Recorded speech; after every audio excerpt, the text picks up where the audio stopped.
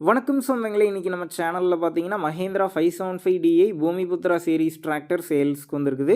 வண்டி பார்த்தீங்கன்னா 2006 மாடலுங்க. 45 ஹெச்பி வரும். 4500 மணி நேரம் ஓடிருக்கு. மீட்டர் பார்த்தீங்கன்னா ரன்னிங் கண்டிஷன்ல இருக்குங்க. 4வது ஓனர் வண்டிங்க. Normal steering, normal brake, single clutch ஆப்ஷனோட அவைலபிளா இருக்கு.